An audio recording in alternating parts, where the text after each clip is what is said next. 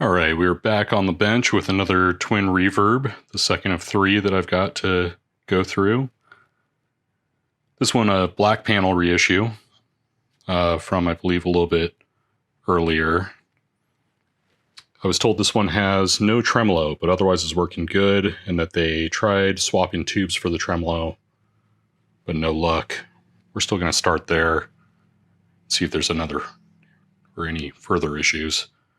I'm going to pull the doghouse just to get a look at the filter capacitors just to see what's going on, see if any work has been done to this amp already. And then we'll flip this thing over and take a look. Looks like we've got the original filter caps in this thing. No major bulging or anything like that. No reason to suspect these are problematic currently, other than that these original filter caps in these amps can fail pretty bad. Just something to advise the customer on, that these may go out at some point and to be ready for that. Okay, we've got the amp flipped over. No major surprises that are standing out immediately. I did go ahead and measure our screen and our grid resistors for each of the power tubes just because it's a quick thing to check. The customer didn't say anything about there being issues with distortion or things like that that would be evident from that, but we're here. May as well check those things.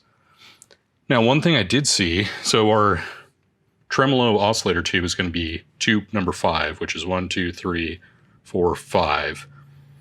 This here is our area for our circuit for the vibrato or tremolo. This is the LDR, which basically is a combination of a LED and a light-dependent resistor, sometimes called the bug, sometimes called a photocoupler. And inside that package is an LDR and a LED, but I can see there's some solder right there. And let's see if we can focus on that. This looks like original materials. It doesn't look like that's been changed, but that is an interesting concern and something that may need to be addressed, especially in an amp where the tremolo is not working correctly. So we may have something going on with that. I am going to take a closer look and we'll report back on what I find. Okay, so our amp is on. We're measuring DC volts, and I'm kind of just doing some probing around this oscillator tube here for the tremolo. This is our what we call our bug, that is the LDR, like I mentioned before. And ideally what's going to happen here is this tube is going to both amplify and then oscillate a amplifier signal coming in and then oscillate up and down in a sine wave. And it's going to then send that sine wave to this guy, which changes the resistance from very, very high to very low as a way to short some of that signal to ground at a different interval based on how fast that sine wave moves, and as well as changing what we call the depth, right? Which is how much of that signal then gets shorted to ground. And that's how your tremolo is going to work. Now, we can see that at the bug we have, let's see if I turn the tremolo off, you can see our voltage here isn't changing. But when I turn it back on, we're getting a small movement. And then on the other side, let's see, where would we want to test this?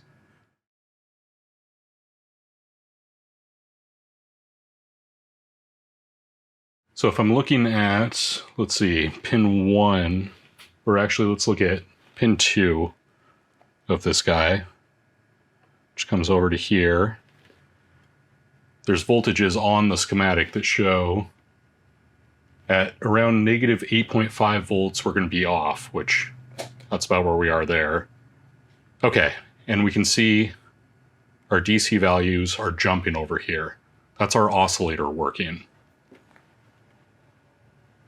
So and that's going to the grid of the first stage of the tube. So let's check at the plate to see if that's coming out of this side, which would be pin 1. And that's here. Okay, so we're making it through that first stage. of the oscillator. Now, if I look at pin 7 of that same tube, I'm going to go to here.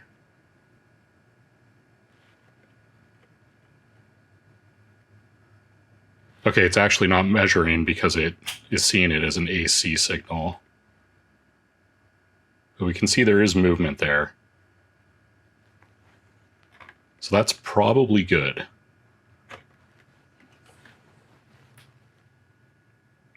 If I then look at pin 6 of that same tube, that's going to be the plate for the second stage.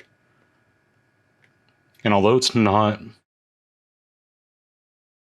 moving as much, it is still oscillating.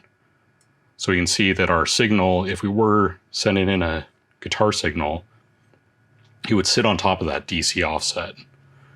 Now that pin 6 should go to one side of R63, which is a 1 mega ohm resistor that's in parallel with the LED side of our optocoupler that's in here. So there's an LED side, and then there's a light dependent resistor, or LDR side. Okay, so if I look at pin 1 and 2, that should go across R63. So one side of R63 should have that same thing. Okay, that looks pretty good. And that looks pretty good. Now these are just kind of gut check tests to try to narrow down where our issue is.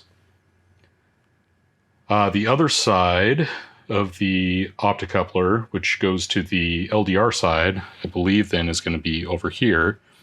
And these two pins are in parallel then with the wiper and the ground side of our intensity pot.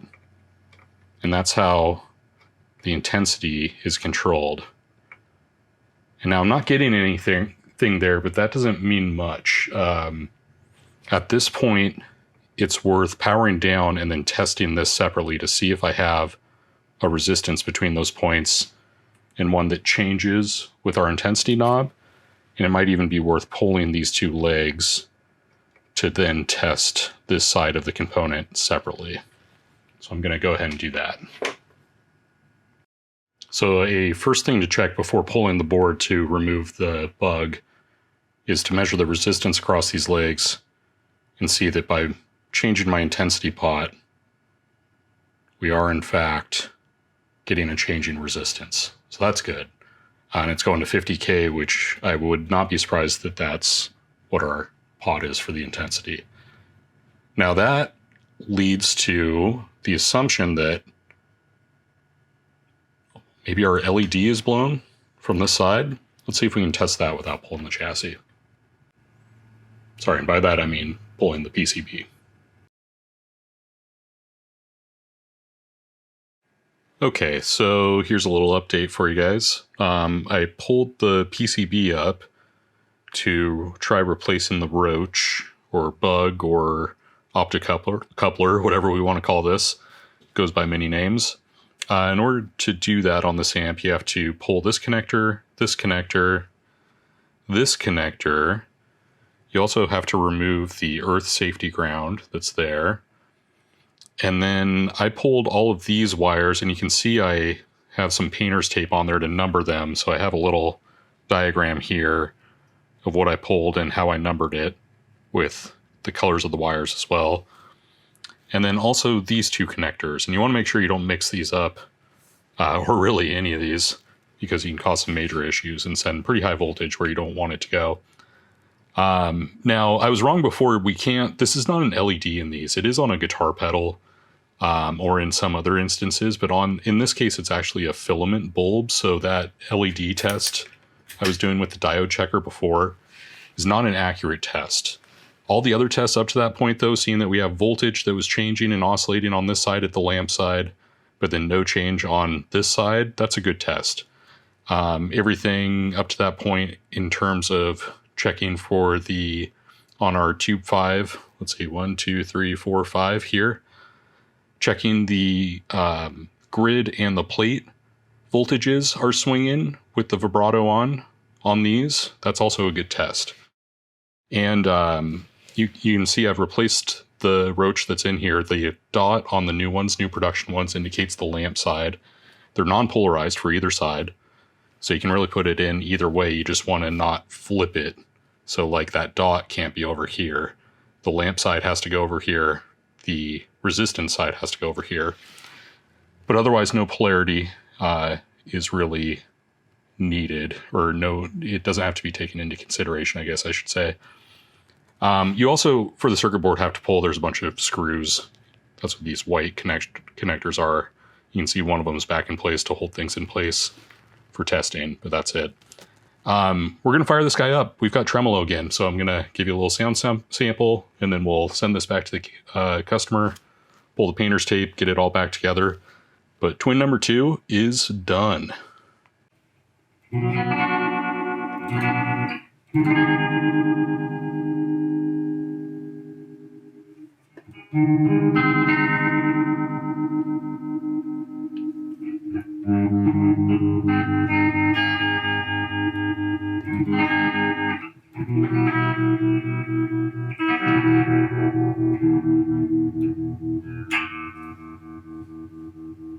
Okay, thanks again for watching. We've got one more twin to repair, but that one's a personal amp, so it may take an extra week or so to get to.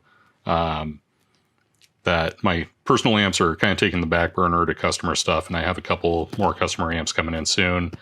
Another deluxe reverb will be coming this way soon, and then also a hovercraft amp, I think. So I'm going to get this guy put back together. Thanks again for watching. Let me know if you have any questions or if there's anything else you want to see on this channel. And we'll get to more customer amps and more personal projects here soon. Hope you're having a good day.